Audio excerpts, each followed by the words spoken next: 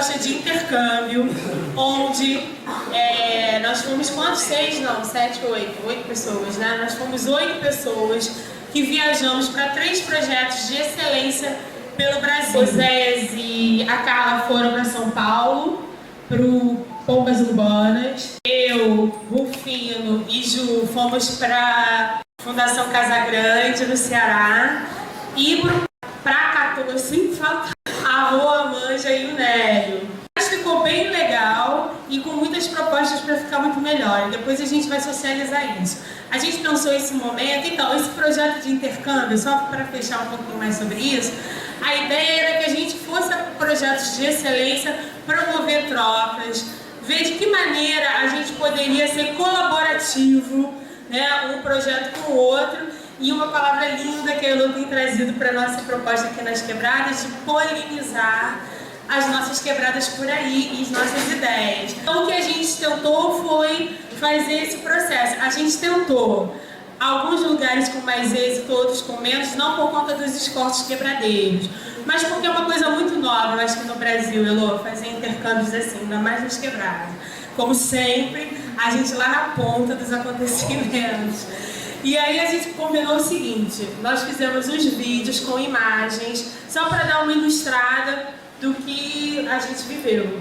E a gente vai fazer assim, por conta da Ju precisar sair por uma coisa importante que ela precisa resolver, a gente vai fazer um vídeo, uma farinha curta, um vídeo, outra farinha curta, um vídeo, outra farinha curta, e no final a gente vai fazer uma grande conversa. Então a ideia é que no final a gente possa ver junto essas interfaces de projetos em outros estados e por aí pelo Brasil. O projeto Diálogos Urgentes foi financiado pelo Instituto de Educação Internacional, pela Fundação FOR. E eles que financiaram, e a gente quer fazer um bonito trabalho para que a gente possa continuar esse projeto. Que inclusive nas conversas que nós tivemos aqui dos quebradeiros, a gente percebeu que não é uma prática e que é um caminho que a gente está desbravando, essa troca. Né? Não é uma coisa comum para a gente no Brasil ainda. Então agora a gente vai começar com o primeiro vídeo, que é o da Fundação Casa Grande.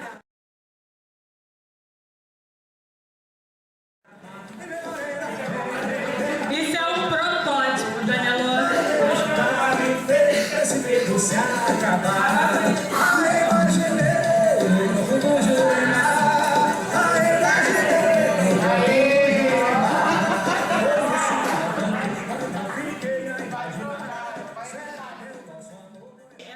Que a gente ficou na casa dela, era a gerente da biblioteca, né? E a gente ficou muito impactada, porque ela era gerente, era assistente de não sei o que lá, de 12 anos, nos recebeu e passou a nossa agenda do dia seguinte. E eles todos são assim, né? A mais nova, na primeira reunião que a gente teve lá na casa, a que estava mais nova tinha 5 anos, e a gente ficou 1 hora se apresentando para eles, falando da Universidade das Quebradas, e ela sentada, prestando atenção, eu tentando adaptar a linguagem, né, para que todos pudessem aproveitar, e foi muito incrível isso lá. Aí nesse vídeo a gente está mostrando um pouco de tudo que a gente viveu lá, mas eu gostaria de botar nesse momento assim, as missões da casa. Uma é de preservar a memória do homem do sertão. Então eles têm, esse núcleo de projetos corre muito atrás de grana para fazer os museus. Tem vários museus nessa região que foi a Casa Grande que ajudou a construir. Então, a gente visitou o Museu do Couro, eles agora estão com dinheiro para fazer o Museu do Ferreiro, tem o Memorial do Homem do Caribe, que é na própria Casa Grande. A gente foi no Museu de Paleontologia, incrível o museu, assim. Esse é um museu maior e tal, porque foi projeto junto com a universidade, e hoje é a universidade que dá conta, né? O que a gente percebeu lá é que a extensão lá talvez esteja com uma força até maior do que aqui no Rio de Janeiro, assim, de estar produzindo junto com os projetos sociais. Foi muito interessante de ver isso. Os meninos têm uma hora lá na casa que eles se reúnem sozinhos, além de uma biblioteca gigante com raridades e com muitos gibis, eles têm a produção de gibis lá mesmo. Eles têm o laboratório de arqueologia, vocês devem ter visto ali pedaços de coisas. E tem a professora que é a esposa da Leberg, e eles também fazem as escavações. Tem o laboratório de música, tem o laboratório de TV, tem o da rádio, que a programação é feita pelas crianças. Então a gente às vezes estava lá na pousada familiar, que era na casa da Alicia, e aí a mãe da Alicia falava, vai começar o programa da Alicia. que a gente ligava o rádio e ouvia a Alicia de 14 anos fazendo um programa infantil de qualidade, que ela falava no programa, assim, muito interessante. Eu falei uma das missões que é a questão da memória do homem sertanejo, né, o homem daquela região, e a outra que eles também prezam muito, que eu acho que é o carro forte deles, é essa gestão de meninos, que é como eles falam lá, menina, menino, menina. E os meninos chegam lá muito cedo e com responsabilidade. A coisa mais incrível na questão da gestão de meninos, que eu achei bacana, que é o que a gente precisa aprender, inclusive na Universidade das Quebradas, a pessoa conquista o direito da farda. A farda é o uniforme, conquista o direito da farda, a farda é o uniforme. Eu não gosto muito de uniforme, mas como eu entendi, quando eu entendi o que era a conquista, né, o cara começa a frequentar e começa a entender qual é a dinâmica de participar, de ajudar a limpar, de ajudar aqui, de ajudar... E aí um dia ele ganha o direito à farda. Gente, é uma coisa incrível. Inclusive aquele rapaz que apareceu, que hoje é diretor da TV, ele ia para a Casa Grande e a família dele não queria. E aí ele começou a ter um problema, porque o pai dele não queria que ele tivesse lá, porque o pai dele era policial na cidade. Aí veio ele limpando a calçada. Eu não quero meu filho limpando a calçada, conversando com ele, falando, gente, eu comecei a fazer bagunça em casa, quebrava copo de propósito, prato, fazia bagunça mesmo. Aí o pai começava, vai pra Casa Grande, ele tá perturbando muito aqui. Aí foi a maneira dele ir. Quando chegou na Casa Grande, ele não gostava muito de estudar, que ele falava, não gostava da escola, ele falava que tinha boas notas, mas não gostava. E achava que a Casa Grande era um lugar de se livrar da escola de vez.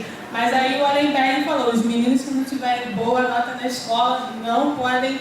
E aí foi como ele foi equilibrando e tal, para poder estar nos lugares que ele queria. Então é um processo que é tão bacana, assim, de você ver os meninos com 5 anos irem entendendo, ninguém fala para eles, ó, para conquistar a farda, tem que fazer assim, eles vão percebendo o movimento e vão se enquadrando. Aí quando chega com 12 anos, gente, dá um show de bola na gente. Eu até falei com a Renata essa questão do útero, né? Já na chegada do trajeto do aeroporto até a cidade da Olinda, eu me sentia como se a gente estivesse entrando no útero mesmo, porque o acolhimento já chegou naquela sensação, no clima da energia que emana daquele lugar, né? E a Casa Grande, ela nada mais foi do que uma ponta de lança de um arsenal de todo o universo que a gente descobriu ali mesmo naquele Nordeste, em Nova Olinda. Porque o mesmo comprometimento que o Combas Urbanas tem com o teatro, que o Candial tem com a música, a Casa Grande ela tem com a arte educação e com o turismo, né? Com a questão da música e com a questão da leitura das bibliotecas, da biblioteca. E como o teatro para mim é muito caro, eu falei, vocês trabalham teatro aqui? Aí eu não lembro se foi o Aécio ou foi a Fabiana, eles falaram,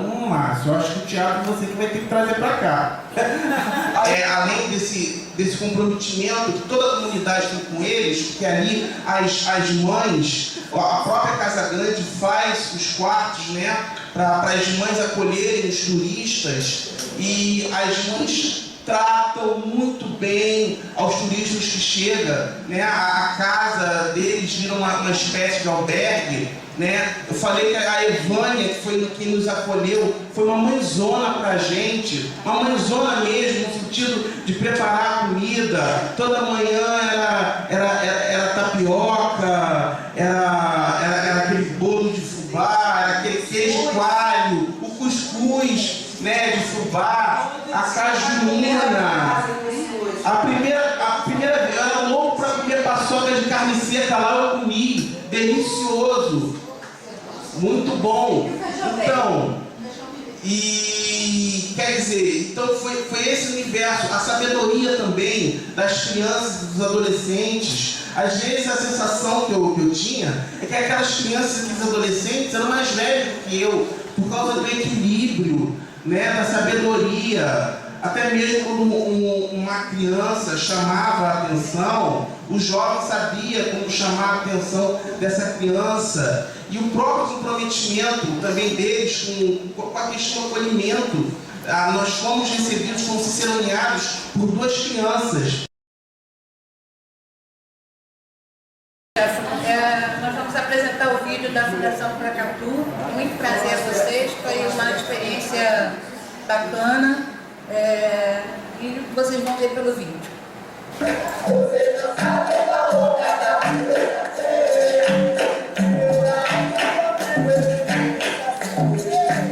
Pessoas que estavam para poder oferecer o conhecimento tipo grafite, com a percussão, com violão, a guitarra, o baixo, até mesmo a voz, até mesmo o ritmo. Temos um grande criador de percussão, de ritmo baiano, que é o nosso Carlos Braz. Então, nosso grupo ficou em Candial por 6 dias. Nós tivemos a oportunidade de conhecer os moradores na rua, os artistas, sabe? Que nos abraçaram assim, com o maior carinho e receberam as nossas propostas de entrevistas, tudo melhor possível que a gente nem esperava encontrar pelas ruas, né? Vielas, tudo mais. E também tivemos a oportunidade de conhecer e participar do primeiro Festival de Arte Urbana de Candial. Candial e tal, né? E foi o show do Carmen Umbral, que deu o tom, e também a gastronomia, tá? A Amanda vai falar mais sobre isso. Nós visitamos o projeto Pracatum Óleo, Recicle e Óleo, embora a gente chegou lá e não estava em funcionamento, né? Então nós não pudemos entrar nas dependências desse projeto, então a gente só conheceu a parte externa mesmo. Fizemos os registros dessa parte externa, estão ali, só que o vídeo, enfim, o tempo programado foi curtinho, então não deu para a gente abordar tudo aquilo que a gente gostaria. Então nós tivemos essa oportunidade de ver, né, essa proposta, que seria o Pracatum Recicle e Óleo. Nós estivemos, como vocês viram no vídeo aí, no Pracatum Inglês, que é uma escolinha de inglês, que a coordenadora nos recebeu e daí falou algumas coisas, mas já tinham encerrado as atividades. Eles têm, durante o ano, um determinado tempo que para as atividades, e nós chegamos justamente nesse momento. Mas isso não foi um impedimento, como bem colocou a Rosângela, para que a gente promovesse essa troca, e realmente foi a proposta que nós estivemos lá. Essa troca quebradeira, fazer a proposta do diálogo urgente valer a pena. Isso não foi um impedimento, né? Enfim, nós entramos, né, no Pracatum, conhecemos esses eixos, esses nichos, né, essas propostas do projeto Pracatum como um todo, que não é só isso, não, né? O óleo, o projeto do Recicle e Óleo, esse projeto do Pracatum Inglês, e tem também o projeto do Candial Gueto Square, que é um espaço que eu chamei de espaço multishow, né, que é um local onde acontece os festivais, os eventos, os shows, tudo relativo à questão musical, à questão de festivais, de apresentação de artes, realizado ali nesse espaço, né, Candial Gueto Square. E tivemos a oportunidade de estarmos lá num dia, eu acredito que foi essa a intenção da organização, da gente estar lá justamente num dia que pegasse o festival Candial e tal. Então foi nesse dia que a gente estava lá, que era um sábado, então a gente conseguiu pegar realmente a culminância desse festival. Isso foi bastante enriquecedor, porque deu para a gente perceber a importância dessa proposta, do projeto Pracatum ali, para aquela comunidade, no sentido de, como é que eu posso colocar aqui? No sentido de educar, de fomentar a questão artística que existe ali naquela região. A gente chega lá e já percebe de cara que é uma região completamente contaminada, eu vou usar esse termo, contaminada com essa questão artística mesmo, com essa questão da música. Ficou muito claro isso na minha cabeça com a frase daquele rapaz que estava vestindo a camiseta das Quebradas, que se chama Marrom do Sereno, que ele faz parte da banda Sou do Sereno.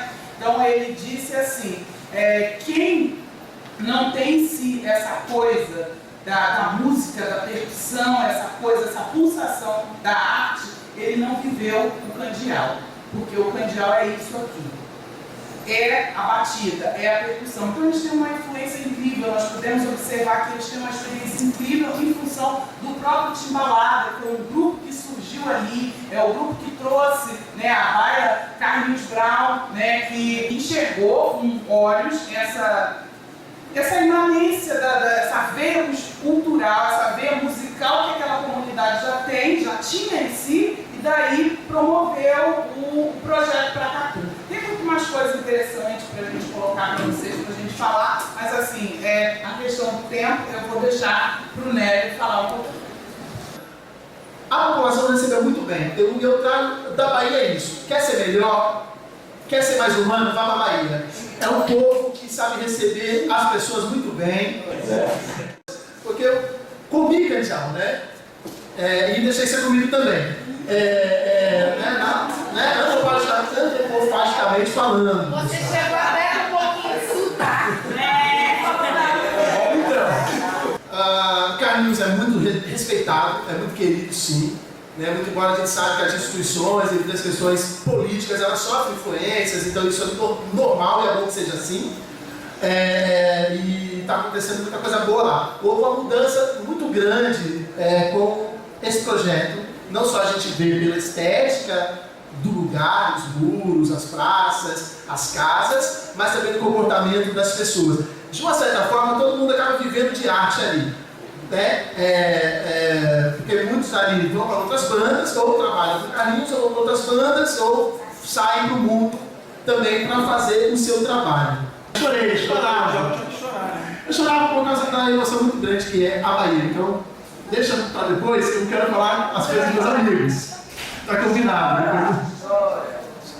Então, em cada ponto da comunidade tem um projeto acontecendo. Esse Grupo Sou do Sereno é um projeto isolado do Pracatu. Tem a Associação Alas, né, a Latomia, que é um local só de experimentações percussivas. Tem a oficina de case, eles vieram de São Paulo só para poder se estabelecer ali no Pracatu. Ele vê que é um local muito musical, que tem muitos artistas. Então, ele estava contando para a gente que dali, da oficina dele artesanal, sai cases, né? Aquele porta-instrumentos, sai cases ali, inclusive quem fez encomenda para ele foi até a Ivete Sangalo. Quer dizer, então, ele está ali justamente porque o candial proporciona esse espaço, essa abertura, essa questão dessa visibilidade, oportunidade para aquilo ali acontecer. Então é bem interessante, assim, tem a feira também artesanal, a gente conversou, não apareceu aí com a Tita, né, que é a organizadora dessa feira, que já acontece ali no Candial, então ela agregou essa feira também ao festival Candial e tal. Aquele senhor que estava ali, o seu Vavá, é o pai da cantora Daúde, né, nós tivemos a oportunidade de conhecer a varanda dele, aquela varanda multicolorida ali, muito linda, decorada. É muito conhecida lá, né? Já é um ponto pitoresco do local, como a varanda do seu Vavá, tanto que virou até um ponto de referência do próprio Festival Candial e tal também. E a gente percebeu que em vários locais, barzinhos, restaurantes, que nós inclusive comemos, né, em um deles, que foram anunciados pelo festival como um ponto gastronômico. Então, assim, é uma geração de renda, vamos dizer assim, que movimenta toda a comunidade, tudo isso enraizado ali no viés artístico, né? Por essa veia artística que tem a comunidade,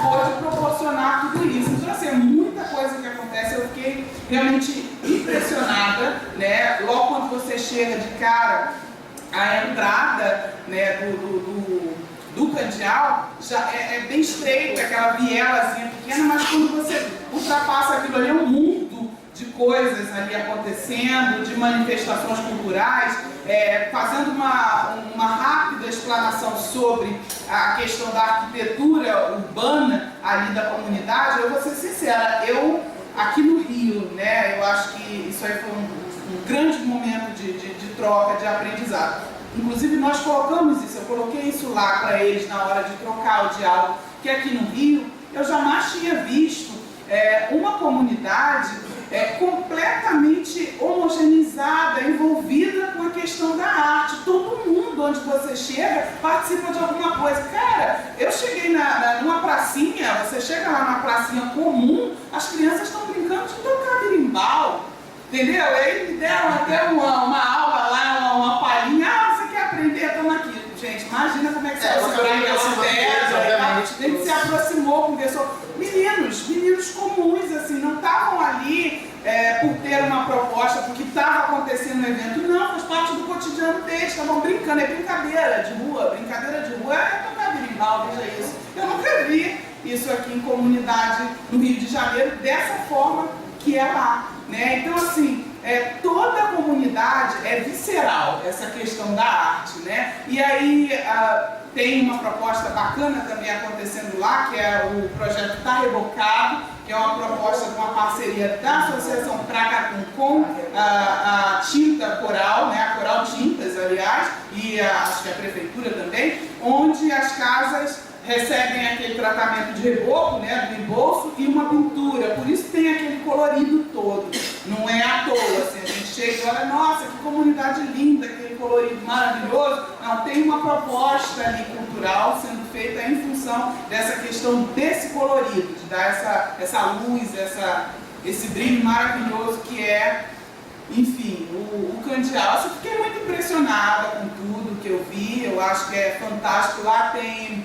Eu até pedi, né, pro Exército para colocar, mas a correria foi muito grande no vídeo. Eu pedi para ele colocar aquela música, só agora eu pude entender aquela música, por que dizem aquilo. Ela olha, água mineral do Candeal, você vai ficar legal. Tem uma bica de água mineral lá, maravilhosa, assim, no Candeal. Eu fui lá na bica, no banheiro, assim, na água que tem um coisinha assim, né? Sei lá, eles fizeram tipo um chafariz e as pessoas entram mesmo ali, porque aquela água, ao mesmo tempo que ela entra, ela escoa também, então você pode ali se banhar naquela água, que tem todo um misticismo envolvido aí. Foi a Rô, eu também quero, a gente ficou descalça e foi lá se banhar na água, a Rô bebeu a água mineral do Candeal, foi maravilhoso. Então ali são muitas histórias, é um local de encontro também, isso que é muito rico, é um local de encontro que eles vão de manhã para se banhar ali.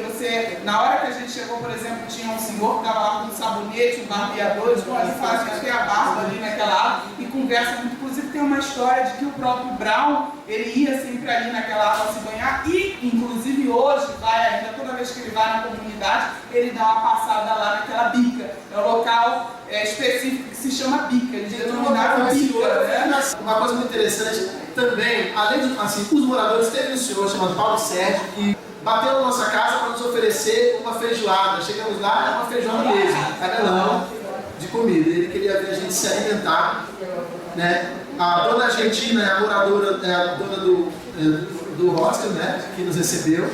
Tivemos uma oportunidade boa, que é de ficar dentro do próprio bairro, à vontade de uma casa onde tinha todos os equipamentos. Isso nos facilitou entrar e sair, ficar mais à vontade. Lucaine Valência, oficina de case. Dona Maria, uma moradora no local, que também nós trouxemos o material dela. Você pode falar um pouco do bairro? É uma senhorinha que eu e a Rô conhecemos de 80 anos, e aí a gente parou na escadaria Zap. Essa escadaria também é um ponto pitoresco que faz parte, né, dessa questão do lugar, né? Que lugar é esse? Então, igual a gente tem aqui a escadaria Celarão lá na Lapa, eles têm a escadaria Zap, toda pintadinha também colorida, onde acontecem shows também ali dentro desse festival Candeal. Então, quando a gente estava passando por essa escada, ela contou pra gente uma série de coisas, cada coisa muito linda, uma riqueza de vida fantástica dali, do Candeal, da história dela, que criou os filhos ali, que ela sobe aquela escadaria há 50 anos, e ela mora lá, e aí daí a gente pergunta para ela, afinal, você gostaria de se mudar daqui? A resposta é única, não, sabe? Porque o Candeal é a vida deles, eles realmente se identificam com o local, gostam daquele local e são felizes ali. E tem uma questão assim, muito interessante, que não podia deixar de forma alguma de ser abordada. Quando a gente fala Candeal pequeno de Brotas, né, tem uma grande questão aí social, sabe, borrada aí nessa questão, que seria o quê? Existe lá o Candeal grande e o Candeal pequeno. Agora, o porquê disso? Por que do Candeal grande e pequeno? Porque a gente olhando com um certo distanciamento, você vai perceber que a comunidade do Candeal é uma comunidade relativamente pequena e ela é toda margeada, eu achei isso muito interessantíssimo, ela é toda margeada por condomínios de luxo. por prédios imensos, a gente retratou isso, tem as fotos de vários ângulos, a gente de um local, de outro, de outro, de outro, você vai ver condomínios, prédios de luxo, assim, é como se a comunidade acabou ficando meio que suprimida entre aqueles prédios imensos. O Candial se tornou o centro ali, a margem acabou sendo esses prédios de luxo que estão ali, porque essas pessoas dos prédios, eles vão para o Candial para frequentar, justamente por conta desse fenômeno artístico que acontece ali dentro. Então, isso é muito rico, isso é muito interessante. E eles disseram para a gente que, num dado momento, havia um certo preconceito, por isso o nome Candial grande, grande relativamente significando poder, dinheiro, e Candial pequeno, que é a comunidade, por isso o nome Candial Pequeno de Brotas. Coisa que, se a gente fizer uma leitura nas entrelinhas, você vai ver que de pequeno não tem nada. É essa inversão que eu acabei falando aqui. Não tem nada de pequeno, mas eles se sentiam meio que assim. Aí quando surge toda essa questão da arte, da cultura sendo fomentada, sendo gerada ali dentro, eles tomam esse poder, assim, tipo, do meu lugar. Eu estou aqui no lugar que eu gosto, que aqui se produz cultura, e as pessoas vêm do outro lugar para cá. Não, olha só. Tem, mas... Ele é bem sossegado, mas principalmente árvore. Existe o tráfego sim, mas ele fica mais nas costas. O local, de certa forma, não é violento, né? Muito embora alguns jovens falam que não andam mais à noite e tal. Então há uma influência muito grande, sim. Claro que aquele Candial e tal, aquele espaço maravilhoso, enorme, um monumento, né? Um lugar até espiritual do Glau, ele não é para todos. Hora ou outra é aberto, mas muitas das vezes é muito caro para se assistir o jogo, né, devido à estrutura, né, então acaba servindo mais a outras pessoas. Mas a população, de certa forma, está se beneficiando sim. Eu não sei até onde fica a perda e o ganho, né, porque ela está suprimida devido a esse sucesso todo, as influências, e o apoio político começa a chegar fortemente no local, acaba tendo a troca, né? Troca o quê? Sai você, entra o outro, né? Sai você, entra o outro. Até não sei que ponto está isso, que não entra nessa questão. Muito embora o povo sente, sim, essa dificuldade, eles colocam publicamente, respeitam muito o Glau, mas colocam publicamente que eles estão perdendo. Isso todos colocando respeito, separam mesmo a questão do Glau, mas quando se institucionaliza, tem essa dificuldade. Então, nem estou condenando, gente, né? Só comentando que precisa ter esse cuidado. Porque assim funciona a vida e assim que está a minha bomba aqui nas quebradas. A gente precisa ajudar a sociedade com nossos artigos, com nossas falas, para que as instituições se fortaleçam sim e cresçam sim, mas com cuidado com o humano, com a história, porque perdemos todos. Eles desenvolveram ali, comercialmente falando, um sistema de, vamos dizer assim, até de sobrevivência, porque tudo dentro do Candial é baratinho, é incrível, tudo lá dentro é baratinho, com exceção de bancos e farmácia. Farmácia também não tem, mas de resto, mercadinho, coisas de alimentação, de higiene, de primeiro utensílio, tudo, material de construção e baratinho. E quando a gente sai andando assim de uma rua, sei lá, daqui atravessou a rua para ali, onde começam já os condomínios, você vai ver que é tudo muito mais caro. É incrível, assim, é bem intrigante tudo que acontece ali. Boa tarde, gente. Nós fomos para a cidade de Tiradentes, em São Paulo, conhecer o projeto Pombas Urbanas e foi algo bastante diferente para mim, muito impactante. Vocês vão ver o vídeo, depois a gente fala um pouco, a gente tem bastante coisa para falar sobre. Vai ter uma forma de diálogo. O jovem não encontra, seja em casa, seja na escola, né, seja no meio onde ele habita. A gente volta mais também da aula de direito, né, várias coisas, de aulas de grafite, de break, de discotecagem, mas também da aula de teatro, aula de violão. Então, aqui, o povo aqui necessita muito. Como o governo demora para chegar aqui, é nós por nós. Ei, cara, e você? Fala aí para mim. Se apresenta para mim, por favor. Bom dia, eu sou o China, morador da cidade de Tiradentes também. Sou artista desde criança, né? Que é o dom que Deus me deu. E graças a ele, Eu fico até emocionada de falar do Pombas, porque... Tá ligado o seu microfone? Então, eu fico muito emocionada de falar do Pombas Urbanas, porque foi uma experiência muito forte que eu vivi.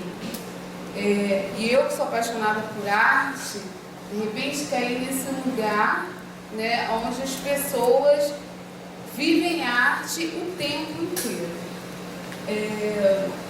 O projeto Pombas Urbanas começou com um professor de teatro, que é o Lino, e ele tinha uma ideologia totalmente diferente, mais ou menos, assim, que vai bem de encontro com a ideologia das quebradas, que não concordava muito com essa questão da universidade, que achava que as pessoas que não têm também, a universidade tinha que ser ouvida, tinha que ser vista, e ele conseguiu, de fato, fazer esse projeto ter a dimensão que ele tem hoje. E o que é muito bonito é que todos que conviveram com ele preservam muito essa imagem, entendeu? E falam dele como uma pessoa que estivesse ali o tempo inteiro. Nós vimos muita coisa ali, coisas muito bonitas. É engraçado, eu conversava com a Elô, em um momento que nós estivemos juntos, que lá os pais colocam as crianças para estarem lá. Tem um menino ali, que ele tem 16 anos, o Gui, ele entrou lá, acho que ele tinha 6, 7 anos, porque a mãe precisava trabalhar e ele não tinha com quem ficar. Então levavam ele para o Pombas, lá ele ficava o dia inteiro, comia, saracoteava, brincava, trabalhava. E aí ele foi crescendo, hoje ele está com 16 anos, já é um profissional, já tem o DRT dele e é professor de circo. Então, assim, e todos eles são muito envolvidos, eles passam a maior parte do tempo ali dentro. Cidade de Tiradentes vai mais ou menos como a Mancha estava falando. Tem tudo ali, só não tem banco, não é Casa Nova, só não tem banco, mas roupa eles compram ali, eles vivem aquilo ali, e é o maior conjunto habitacional da América Latina. Os primeiros prédios eram feitos com 4 andares. Aí, como a coisa foi crescendo muito, agora os outros são com 8, né? Dobraram, né? São com 8 andares. E assim, é o tempo todo esse processo.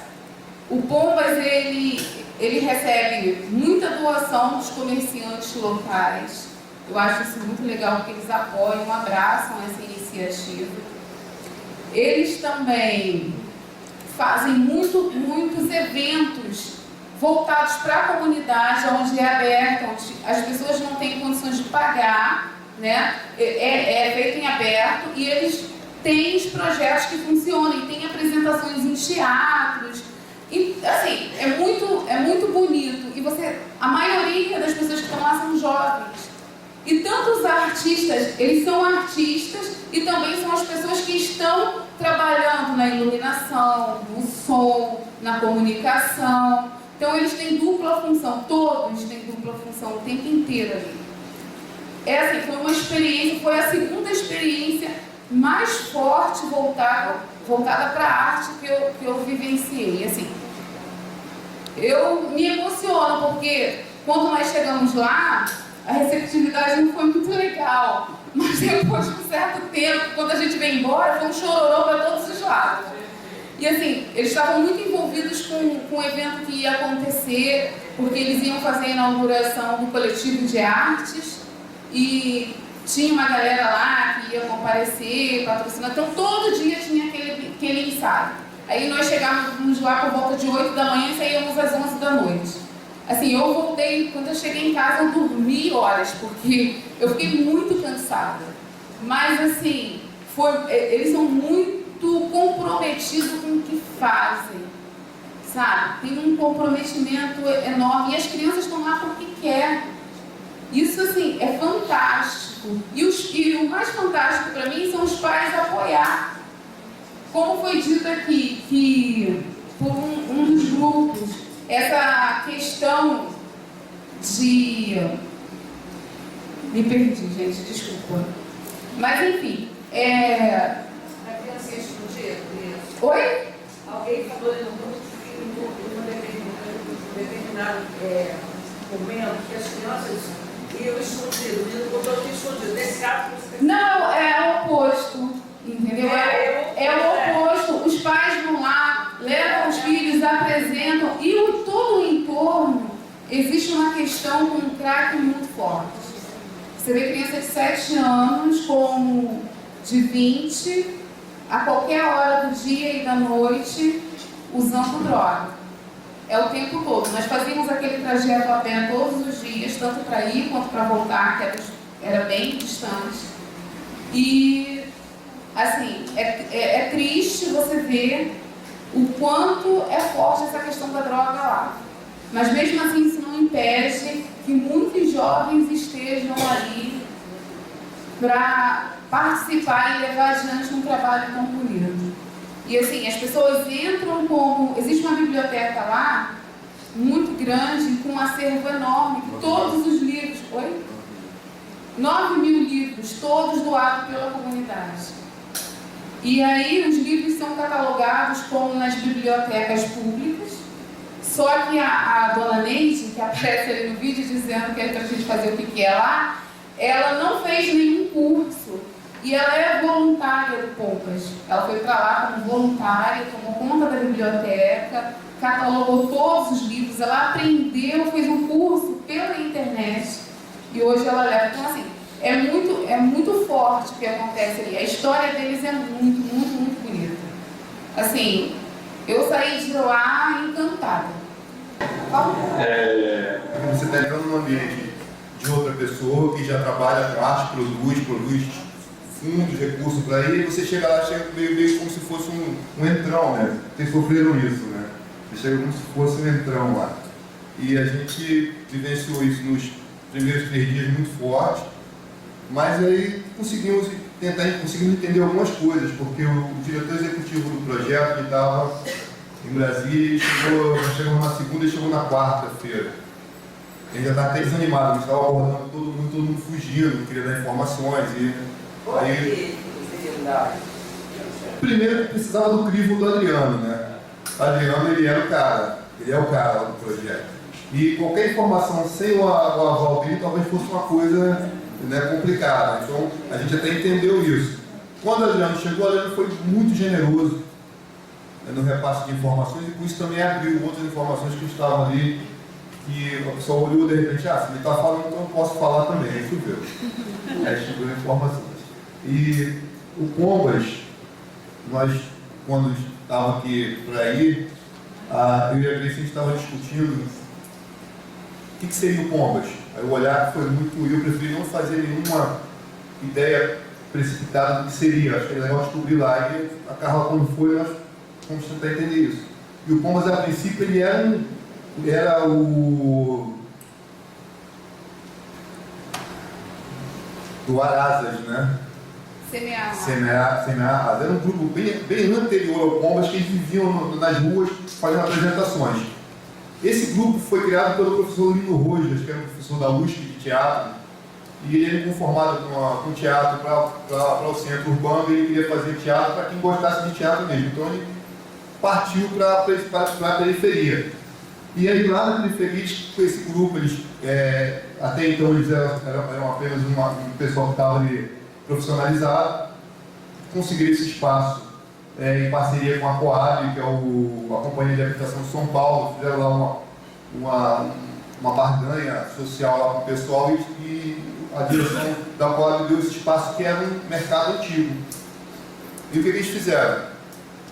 Aí nesse momento eles entraram, começaram a criar ações dentro da cidade de Tiradentes, mas para se sustentar eles precisavam de 2 situações para fazer isso. A primeira era a questão de se institucionalizar, se transformar numa ONG. Se transformar numa ONG para conseguir participar de várias coisas nesse sentido, se organizaram. E a segunda era o apoio da comunidade mesmo, que eles têm esse sistema de propaganda e marketing que eles têm, funciona tanto na questão da esfera para editais, como funciona também naquela do corpo a corpo. Eles trabalham dentro da comunidade, pedindo alimentos, pedindo doação para as apresentações que são gratuitas. Todas as apresentações dentro do Pombas são gratuitas. A forma de se sustentar é conseguida hoje por meio de editais. E o que acontece? Então, até esse ponto, eles se tornaram uma ONG. Só que os alunos das oficinas foram crescendo. E aí tinham 3 oficinas, 2 de teatro e 1 de circo. E ficaram aqueles marmanjos lá dentro, eles não sabiam o que fazer com os alunos. O que a gente vai fazer com eles, né? Manda embora? Então eles não, mandar embora não. Eles estão aqui, aprenderam teatro, mas nossa escola não é reconhecida, como é que a gente vai fazer? Então eles entraram numa parceria com o Sindicato dos Artistas, entraram em parceria com a USP para trazer pessoas que pudessem dar aula de gestão de projetos, elaboração e participação para editais. E com isso, nessa parceria dupla, eles conseguiram um acordo com o Sindicato dos Artistas que reconhecia o Pombas como escola formadora de atores, que dava o DRT para aqueles alunos ali, até então alunos. E esses alunos poderiam participar dos editais, até porque eles sabiam, aprenderam a elaborar projetos. E o que aconteceu? Nós chegamos lá, nós fomos convidados para participar de um ato público, que era aniversário da cidade de Tiradentes. E a gente estava, depois que nós conseguimos uma volta Adriano, nós fomos todos bobos, né? E agora nós estamos fazendo tudo. Aí nós fomos para a escola, porque a gente queria pegar uma olhada também externo do local. E aí nós chegamos na escola. Aí o pessoal da escola passou informações, a visão deles a respeito do Pombas, as problemáticas do local, quem era o público-alvo, toda essa questão, e convidaram a gente para um ato público. Aí quando a gente estava chegando lá, conversando a respeito desse ato público, nós descobrimos que existia uma divergência política horrível e que a gente podia ser morto lá. O coordenador falou assim, olha só, não me filma não, por favor. Eu falei, tudo bem. Legal, gostei de você, mas sua imagem não vai aparecer, não, beleza. Porque existe um problema. Por que o problema? Porque o Pombas, como não é uma instituição governamental, ele não é tão engessado para as ações. E com isso ele conseguia captar aquele pessoal que estava em volta. Não tinha tanto gesso. Inclusive até num dos vídeos que está na HD aí que eu repassei, a coordenadora do projeto fala que ela não sabe como reter aquela clientela do local. Porque ela tem que prestar, tem que dar retorno para os chefes, para o governo, e esse retorno normalmente são regras, e essas regras acabam expulsando a galera que está ali. O Pombas já tem uma outra dinâmica, e essa dinâmica causa o quê? Causa uma escassez de público para os institutos formais. E aí essa divergência causa o quê? Causa um problema político, e o Pombas acaba não sendo bem visto por conveniência, de não ser bem visto para poder fazer. Existe problema danado. Então a gente descobriu que se viu no meio dessa questão, a gente deu um passo, nós demos um passo atrás, voltamos para o Pombas, né? Botamos novamente a camiseta da quebrada, né? Porque nós somos quebradeiros, nós somos da Universidade das Quebradas, nós estamos aqui, não somos nada além disso, e ficamos ali e conseguimos, assim, com isso, descobrir como é que desenvolveu o projeto, de uma certa forma, a estrutura administrativa, o funcionamento daquela máquina ali, que eu acho que é muito importante, e tem muita coisa, mas não dá para organizar e falar sobre isso de forma... Essa foi a apresentação dos quebradeiros que participaram do intercâmbio Diálogos Urgentes.